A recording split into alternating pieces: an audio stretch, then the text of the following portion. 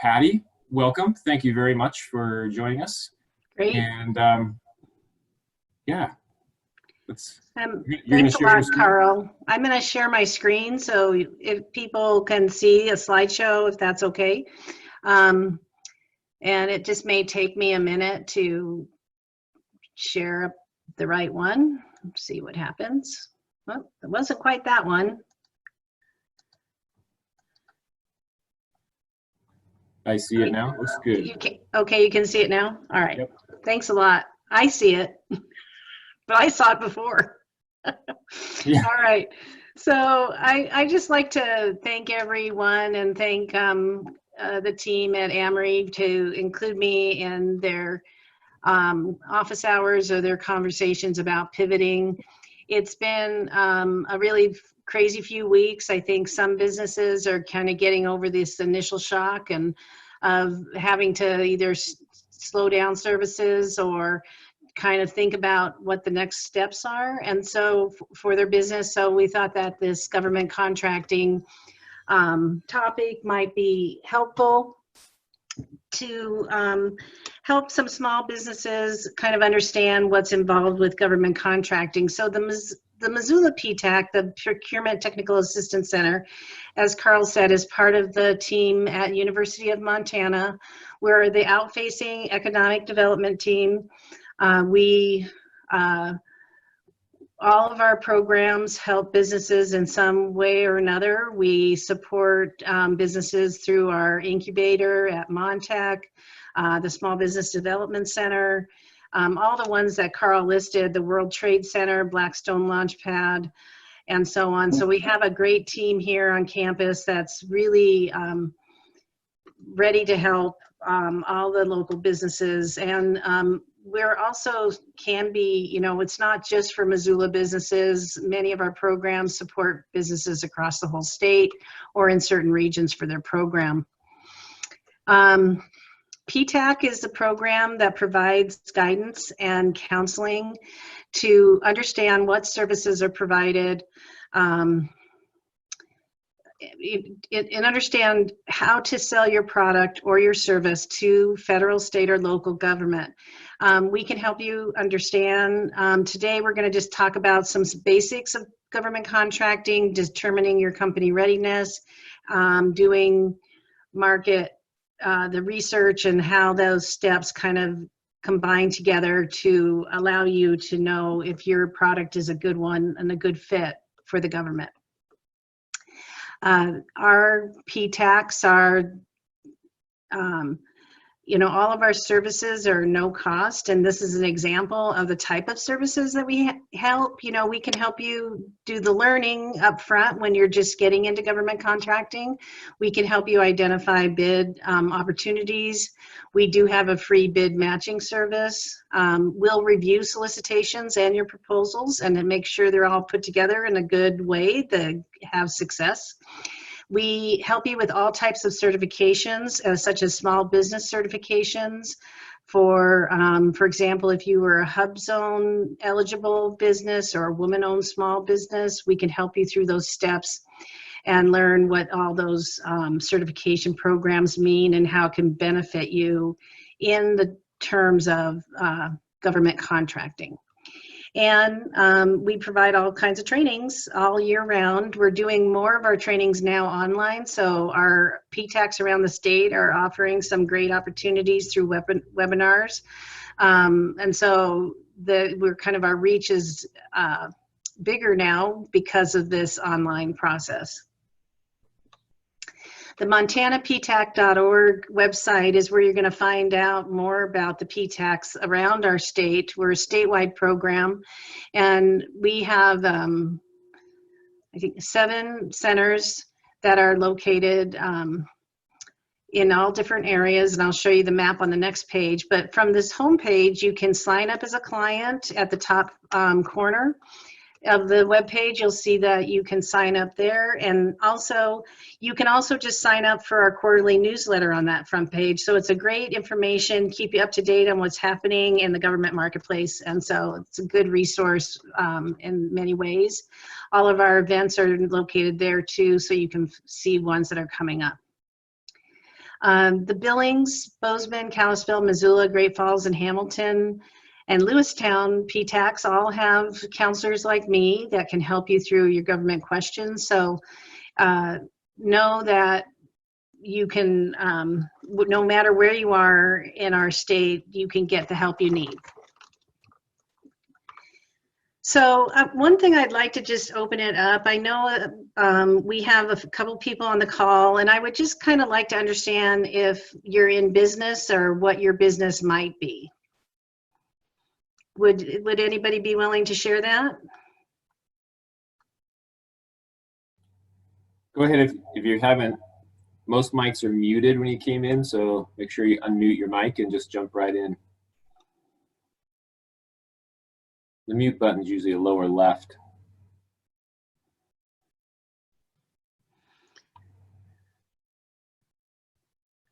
All right, so we're gonna, I think that working with all different kinds of businesses is a strength of our program.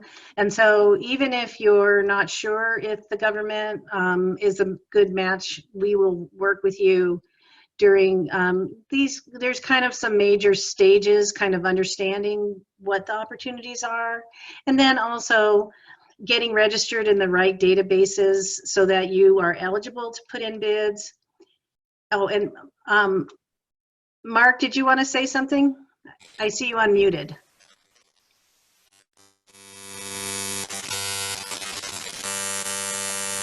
Can't hear. There's something going on, Mark, with your sound. It's all scrambled. Okay. Well, we'll just come back to that later. And if you have questions, you can always type them in the chat choice, and Carly or Sid will help facilitate those questions. So registration is a part of government contracting and almost every kind of government contracting. And then also learning how to respond and how to market your business to the government customer. Those are the main things. You want to be able to win an award, right? So there's a lot of work you can do with the PTAC to get ready and to be develop your marketing plan for this customer. So you might have questions like, what does the government buy? Do they buy what I sell? How do they buy it? And like, how do I even find out? You know, it can be a bit mysterious. We like to think that the PTAC demystifies government contracting, because I think the one positive is that, you know, it's always good to keep learning. And so when you come to PTAC, you may have questions, and so that's why we're here, because we want to answer those questions. But I like to say that the government buys just about everything. They buy everything from dirt to big ass fans. And some people wonder, what's a big ass fan? Well, it's a brand name.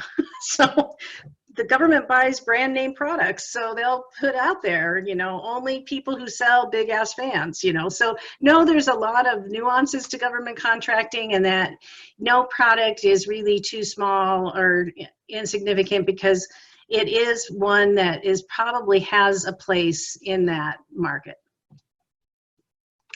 I like to share the government buying thresholds as a key to help businesses understand where their product will fit. The government has many different ways that they can procure products and services. And so if it's up to a $10,000 on a one-off purchase, there is a purchasing card the government can use, and they call it a micro purchase, and they can just go out and make that purchase. They can go walk into Murdoch's and buy $10,000 worth of fencing for one single project. If it was multiple projects that was going to add up over time to more money or more requirements, they would have to do this request for quote or solicitation. But that is a simple way for the government to buy products. Sometimes services too. Off-the-shelf training is often purchased through credit card purchasing and other types of work. The $10,000 to $25,000 range is really always going to be a streamlined or a simplified acquisition process, a request for quote. They're almost always set aside for small businesses. And but they're not really published anywhere. So for this range is probably the most traditional marketing steps are needed to provide your information to the government so they know that you're out there. It's common for the government also to go looking for you when they have to fulfill a requirement for this type of work. This can be things like, let's say the bumper on the Forest Service truck falls off and they need to get it repaired, so they call around to auto body shops that might be registered in SAM or just might want to give a quote. They have to get up to 2 quotes for making procurements in these manner. And then when they get the quote, they usually will go with probably the lowest price one. But the business does have to be in a registered vendor system for, to put in the job with the Forest Service.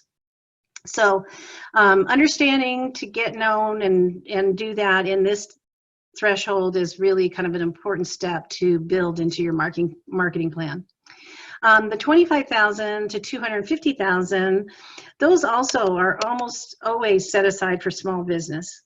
And they use the simplified acquisition procedures. Again, it's often streamlined. It can be still simple requests for quotes. Some of them do include more parts to a proposal, such as a technical piece or a technical approach, quality assurance plan, those types of things. But they're not like overly intimidating to respond to. So, and the good thing about these is these are going to be posted at the public portal. By law, everything over $25,000 for federal opportunities is posted at beta.sam.gov/contract opportunities. And if we have questions about what that website and stuff looks like, I think I'm going to keep on with the slideshow, but we can also maybe go out there if people wanted to understand what that website looked like a little bit. Then if it's over 250,000, those are usually open to to small and large businesses. They are also going to be at beta.sam.gov contract opportunities, and they might be more of a formal proposal. They may have more parts and pieces to put together for the package. Oftentimes you'll see construction projects and other large professional services and stuff fall into this category. All right. This is what Beta SAM website looks like on a slide, but we could maybe go out to the website in a little bit. And then when you're in here, you don't have to have a sign-in. This is a public website. You can just go in and you can click on this. There's a domain list where that drop-down menu where it says contract opportunities, and you'll see that this website itself is a combination of like 7 other domains. So it's kind of a one-stop spot for everything that has to do with procurement, awards, and it's both used for the government side and for the public side. So when you come out here and you want to kind of see what you can see, go to contract opportunities, and that's where everything is posted that's over $25,000. Sometimes when you're starting out in government contracting, it's a good idea to start small. I mean, I think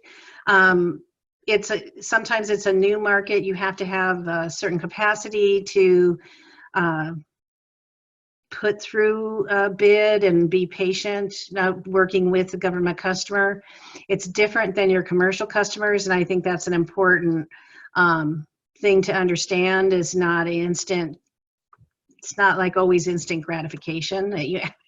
You have to kind of, maybe have some different strategies than you might when you had your brick and mortar business, or if you have never sold through to the government customer before. One of the best places to start might be at state contracting. The state of Montana, excuse me, that was a tongue tire. The state of Montana Procurement Bureau has a website that is really robust, and they also have public opportunities posted there. Those opportunities are for ones that are over 50,000. There's also a lot of resources there, and the thing I think is great about our state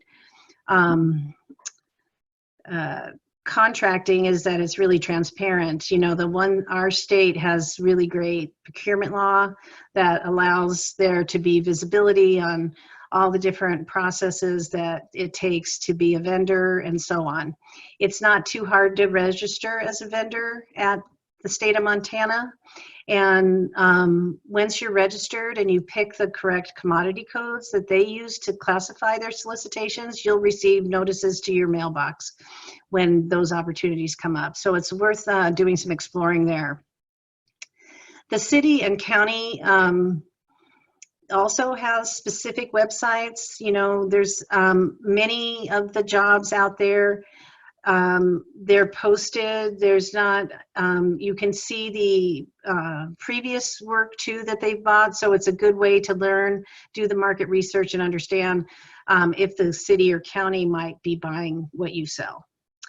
And then there's this last link on this page is really a small website that's managed by the Forest Service, but they're for the opportunities that are under $25,000. Remember, I told you those aren't really published in the public portal, but the our region 1, the East Side Acquisition Team, the West Side Acquisition Team, and the Idaho Acquisition Team all have postings that are linked through this website where you can find some small jobs. So I've seen things out there like a roof replacement on a Forest Service site, you know, a building that's, you know, maybe a housing building and needs a new roof. I've seen things like one refrigerated trailer to transfer tree saplings, those kind of things. So it's a really great website if you wanting to just explore and find out if there's small jobs out there that you might be able to be eligible for. One of the things we talk about a lot at our PTAC trainings and when we talk to our clients is to let them know that it's really important to be ready. Be ready to do government contracting, takes capacity, some working capital. You have to be proficient at some technology, almost everything. You know, there's a lot of processes in government contracting that require a computer. If you are doing larger work like construction projects, you often have to have a certifiable accounting system. For example, you have to have, you know, sometimes you might have to report to the government details as you're performing work, such as a certified payroll or something like that, to show that you're in the contract compliance. So some of the things that maybe a brand new business starting out might not be ramped up to do, you would just have to make sure you're adaptable and that you understand that you might have extra hoops to jump through when you do work with a government customer, because it's really, you know, they are looking for businesses who are responsive and responsible. And kind of all the little bullet points on this slide talk about all these responsibility levels. There is a lot of responsibility in being a federal contractor, but there is also great opportunity, and it doesn't have to be intimidating. You know, I think what I see a lot from some businesses is that they're unsure about it because it seems like such a you know, a large giant of a organization. When we think about the U.S. government, how many hundreds of agencies and all the different places, it can be a little intimidating, but I think that it is really approachable, and like the people that are doing this buying, they want to find good people too. You know, it's not like they're just out there writing the papers and saying, give us your bid, give us your bid. They're happy and nice people too. So I think one thing that's good to remember, because they sometimes can't find certain local services. For example, let's say you're in Anaconda and you have you provide janitorial services. Well, you know, sometimes the government has trouble finding qualified businesses to do basic things like janitorial or delivering gravel or you know, all providing certain types of repair services on a copy machine or something like that. And in these small communities, they have all the same needs to run their offices and their locations in these small communities, and they want to use the local people. So a lot of times the agencies will communicate with the PTAC to help them find people who are qualified. And so that's why it's really a worthwhile step, is to do the exploring, do the market research, and then get registered so that you can kind of jump on some opportunities when they come up. I think that this is kind of basic, you know, marketing 101. It might be a little bit too basic, but it's really good to understand what exactly that you do, because if you are going to market your business to the government customer, you want to be able to explain what you do, and you want to be concise and clear and make sure that it's based on a solution-based response. One of the things that I find that I hear from the contracting officers all the time, and also from large prime contractors, is we want businesses that can come to us with a solution. And that is part of being responsive. It's a main criteria for this market, and it is important, just like you would with any of your customers, you want to provide the best ideas and the best solution. So it also applies to the government. I do think that you can find opportunities sometimes when you're working with other people who are in your industry, or in like a friend, you know, a complementary industry. So let's say you do asphalt paving and that's your specialty. Well, you might want to make sure that you can partner with some construction companies, because some parts of their jobs might be to also include a parking lot in the building they're remodeling for the Forest Service. So there are opportunities to subcontract, to partner and team with other qualified government contractors, and PTAC can help you identify who those other businesses are and help you with that networking piece. I think networking when you're starting out in government contracting is so important. You need, I have a really great story about a company, and I'll just share it quickly. I think I have a few minutes. So I had a woman call me, and she was a resident in a housing unit that was like a large housing unit that had to have a roof replacement. And so I had a call from her, and she's like, hi, you know, she sent me like an online request for services. And I'm like, I called her back and I said, well, how can I help you? What is your business? What do you do? She goes, you know, this isn't for me. I know this great roofer. And I love this guy. He came and he did a bid for us on our whole building had to be redone. And he had to get, you know, it was partly funded through some tax credit programs and things that they were working on. So he had to get registered in SAM, which is the System for Award Management. And she's just really enthusiastic about this person, and she's telling me about him and saying, and I said, well, I'm happy to help him with his SAM, you know, put him in touch with me. You know, I'm glad you called. And it was one of an unusual call. You know, normally it's the businesses that call me, but I had this one woman, and she's like, this person they're good company and so on. So then, you know, a week or so went by, and then I get a call from the roofer. And it was really nice. And I said, oh yeah, I heard about you, and what did you do in your SAM so far? And we talked about it, and I think I helped him with a few steps, and he got that going. And then we had an orientation, which is kind of a big, you know, a kind of a slideshow like this, but a lot longer with more examples. And then he kind of, you know, then I didn't hear from him for a while, and then it was quiet.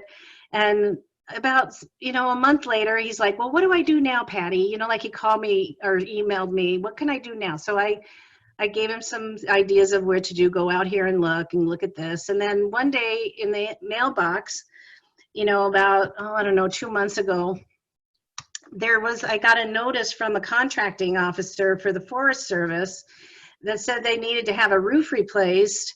And they had sent this email to my colleague, Paul Gladden at Accelerate Montana, and one other economic development organization. And they said, we need to find people who can fill this requirement. And so Paul forwarded it to me, and I contacted a few of the roofers on my database, and I sent this out to this newer client, and his name was Ryan. And so I said, hey, here, look at this. If you want to bid on it, let me know. I can help, whatever. And he's like, yeah, that bit sounds great. So he went about it, and contacted me once or twice, and we went over it, and then he submitted his bid, and he won it. And so it was really a great story because, he was poised. He was good at what he did. He understood what he did, and he knew how to explain it and how to get that information across. And he did. He wasn't afraid to ask questions, and some things that are different in like the format that you have to put in for a government contract might be a little bit different. So call PTAC and ask the question. I mean, that's, why we're here. And so I thought that was a really cool story. It's so fun to see that people who first, see you back in the fall, now it's spring and they have their first contract. And that was really, it's really rewarding for me, but it also shows what it takes. I'm sure he had to think about it, and he had to do, maybe he hadn't done the outreach yet, but what he did right away was now he knows who the contracting officer that buys his services. And so now he can continue to network with that person. So there's a lot of things that you can do to help move the process forward. It just takes legwork, just like any kind of selling process in your company. Getting registered, there's two major websites that I would recommend for people who are starting out, and one is the System for Award Management. You probably really want some help from the PTAC on this. It's a long registration form. It has lots of questions that have to do with federal acquisition regulation, and it's not super straightforward. It takes several weeks to get active in it. And so if you want to learn about the SAM system, you can contact PTAC or, go check it out. Remember, and then the other is the State Procurement Bureau. Registering as a vendor there is also really helpful. It's not as complicated of a system, but, we're happy to give you an overview of state contracting as well. And I think Philip in the Bozeman office has a webinar coming up on the 30th. If you go to the PTAC website, he has one on state contracting. He might cover more details about that. So that is on our PTAC events page. And so the steps to getting registered and just keeping all your ducks in a row are pretty important to be successful in government contracting. And, I hope that if you want to explore this topic more, that you will reach out to me or your local PTAC that's closer to where your business is located. If you're not sure which PTAC to contact, you can always just contact me. I'm happy to help connect you and help you. So I'm going to just finish off my slideshow here with this cute dog picture because I love dogs. And also, I think that it's important to know that it's important for you to always keep learning, because any business owner that is, especially if you're going through a challenging time, if you can keep learning, you can improve what you can accomplish and your goals, and also know that there's lots of services out there to help you. Check us out at PTAC, we help you.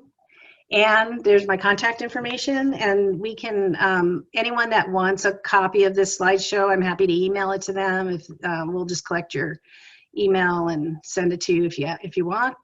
Are there any questions right now? Yeah, thanks, Patty. Sure. If you can ask a question, remember just either type it up in the chat box or unmute your mic. There's 8 of us on the line, so it's really easy if you just want to unmute your mic, and we can make it more conversational style. We're really open to that. Go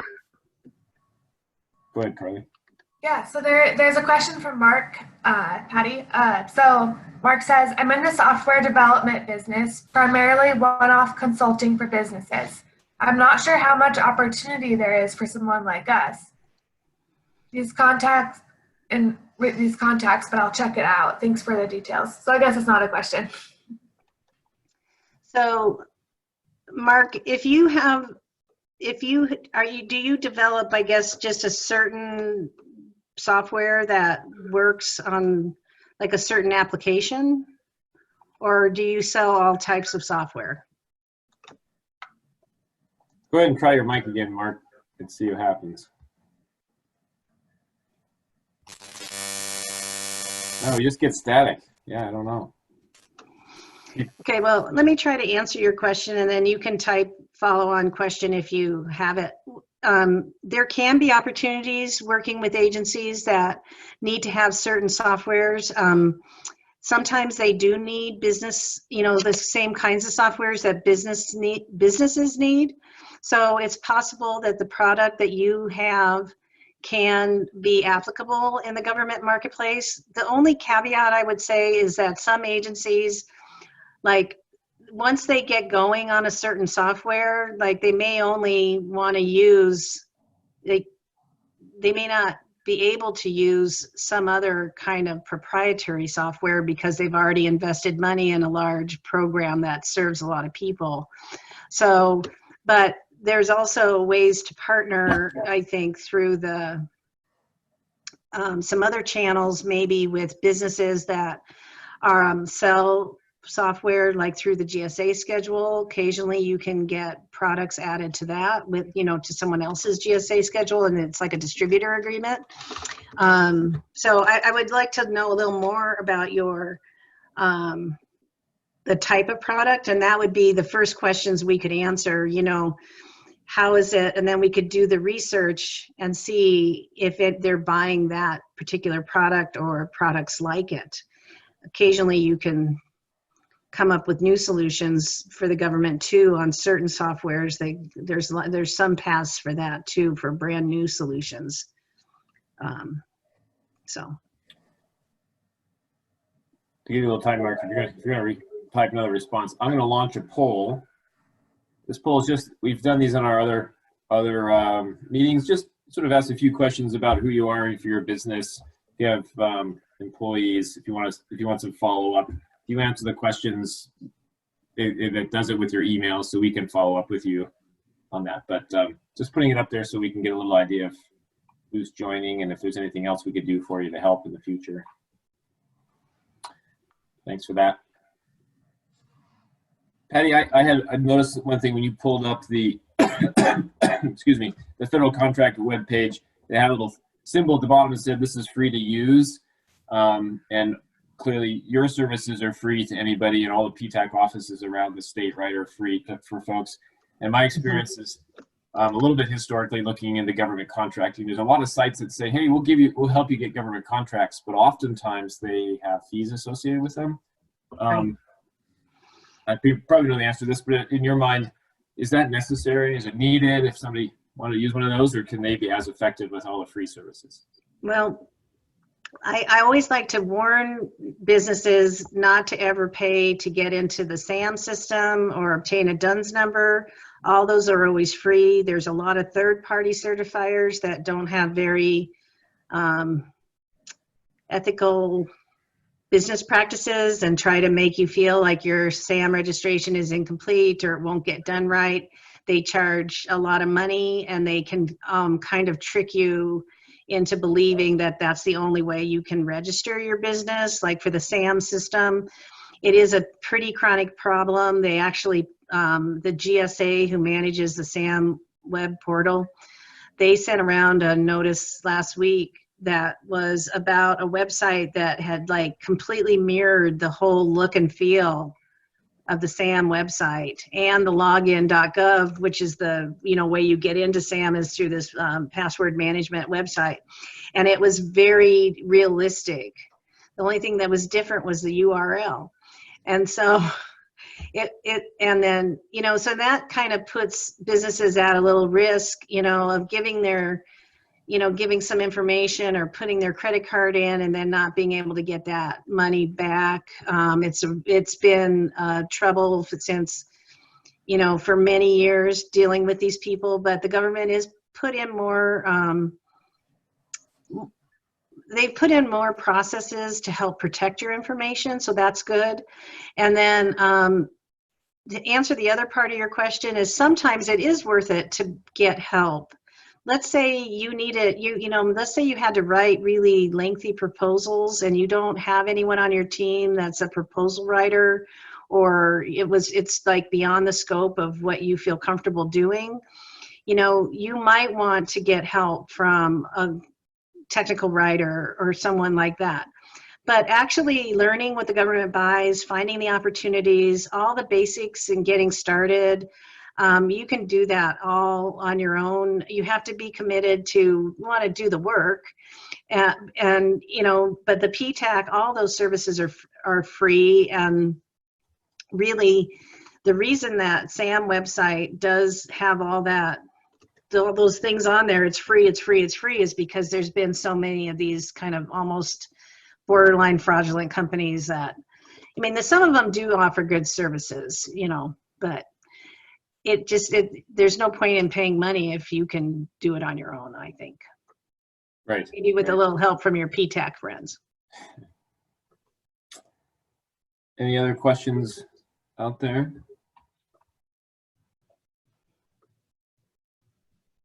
I was noticing, Patty, I don't know if this is a good way to look at this, but when you put the different layers, you had 10K purchases that somebody from the government could just walk in with a credit card and buy something. They need a lot of shovels, or they need trailers, or they need chicken feed, or what have you. Right. And then the 25 to 10,000. So basically 25 and under is what you were saying. Those, you were saying really traditional ways of marketing. What might you say for a small business who would like to make sure that those government purchasers, those government customers that could just walk in and buy something from them, know they're there? I think one of the key tools that's used in the federal marketplace is a capability statement. It's basically a one-page resume or brochure that talks about your company's past performance, core information, and differentiators. And that document is really simple. It has all your government registration numbers and other information on it, so it's helpful. But to find those buyers, you might, a lot of times there's like probably four levels of, I'm going to backtrack here a little bit. So there's a capability statement, you would do that, but then how do you get it to the right people? So there's like 4 different types of people that you might meet in government contracting. One is the end user. They're going to be the one that's out in the, forest ranger station, and they need to have the gravel poured down and redone in the driveways or whatever. Then there's going to be, and then they're going to call and say, I need to find someone and this and that, or the ranger station may need the janitorial service too, and they're going to work directly with the contracting officer for their region to try to find maybe the local person that can do the service, right? So those are the end user and the contracting officer. A lot of times the contracting officer is the one that you would want to talk to on some of these basic things, just to get your name out there, get to know who's buying for the region. You have to think about our region and who are the biggest agencies and so on. The third person is sometimes called a program manager. Those are technical experts. So for large jobs that are, and I'm not in that small range, but like larger proposals, if you still want to get known, you want to get known for large jobs too, and small jobs, you might want to know that the technical expert for these jobs, it's often a procurement team that puts together the requirement and the solicitation. So there's going to be an end user, there's going to be a program manager, and there's going to be a contracting officer. So as you start to grow in your government contracting, you'll want to have an understanding of who those different roles are, especially for the types of projects that you do and the type of agency you work for. The fourth person is like more of a customer service person that's part of every federal agency. They're called a small business representative or small business specialist. Each agency has 1 or 5, depending on the agency, and how many procurement offices they have and how they're set up. But the small business representative, it's their job to work with small businesses in order to help them understand how the federal government buys what they sell. So some agencies, it's easy to find these people. You always would be looking at the Office of Small and Disadvantaged Business Utilization, or sometimes it's often just called the Small Business Office for the agency. And so you can find out the names and the addresses and the phone numbers of those small business specialists and get help that way too. Just by getting your capability statement done, calling them, giving your 30-second pitch that says, hey, we're great, how do we work with you guys? So does that answer your question, Carl? It does. Actually, I got a follow-up on it, but I want to leave some space open for others on the call to ask questions. Anybody else? Go ahead and jump in over me because I'm going to follow up. So Patty, you also said something that really caught my attention, which is about your ability, or the PTAC's ability, to help network. And being in business and being in sales, you know, networking and getting connected to those customers is a very important part. That's what makes it all run most of the time.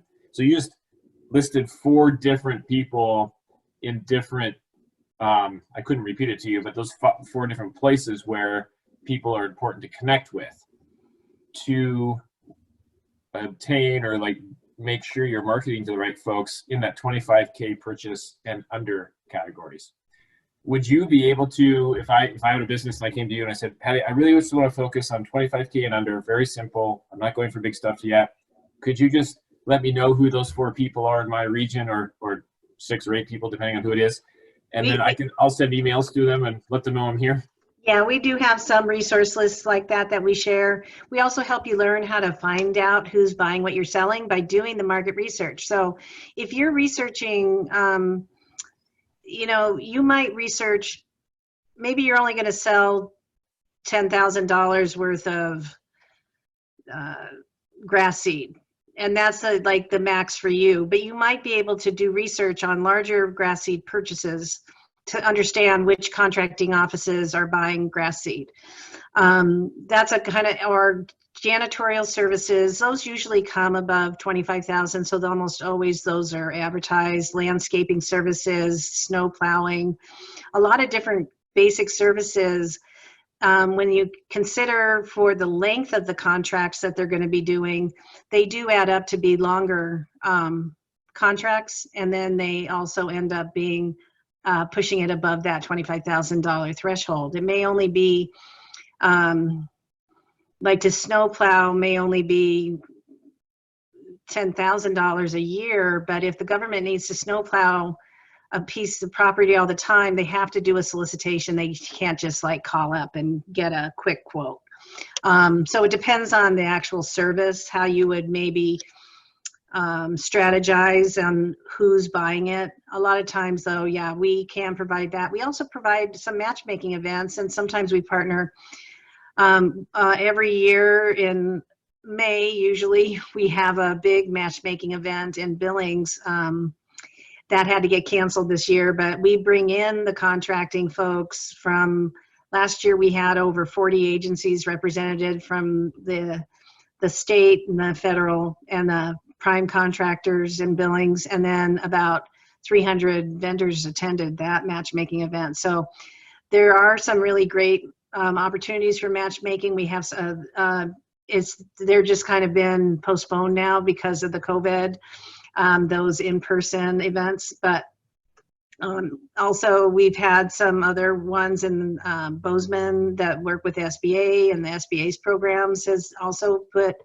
some matchmaking events together, as well as other of the state economic development places. So there are places to actually go meet the buyers too. And then I mean, that takes some work. And so I think one of the things that I was going through my mind is if I was a business owner and I'm interested in that 25K and under range, what scale of expenditures do we know happen in your region? I know you, just in your office alone, and other PTAC offices may have similar numbers, you support a lot of money, right? Last year, what was your total number of government contracts won by clients that you'd support? Oh, yeah. I always forget to share that statistic. So, right, of the businesses that PTAC has helped, just the Missoula PTAC last year, my client list, which is about close to 200 businesses, sold 29 million in federal contracts, more in state contracts, but those are a little bit harder to track. This year to date, my clients have 31 million in federal sales and about 50,000 in state sales. So, and the state, and when you took the whole state, I'd have to go out and look it up on USA Spending, but it's a huge dollar amount, how much the federal government buys. And when we do our award reporting and award research, we're only looking at the businesses that we have helped. So it's only a fraction of the businesses in the whole state. So I think those numbers are just really large. I'm sorry I don't have the whole state number for all businesses, but you can go to USA Spending and .gov and look it up. Well, I think you made the point beautifully there, is that, that's just for the Missoula area. That's a little over $750,000 every month between the start of the year until now spent with just the businesses you're working with. And there are others that may be getting contracts as well, right, that may not have on your radar. I should say since August 1st, my program year. Okay. Yeah. Yeah. So a few more months, but yeah. Also know the fiscal year for the government goes from October 1st to September 30th. And so it's also, a lot of the times this time of year is when they're buying a lot. The first few months of the fiscal year, they're just kind of doing planning. Then things start rolling out. And in the winter, they tend to plan for projects that require good weather or things like that, things that have to happen over the summer. But tends to be like in, June through August, many agencies are pushing to get their budget spent. So, it's understanding the timing of the government contract. That's sometimes where the patience has to come in, but knowing that things can get busier as the fiscal year rolls out.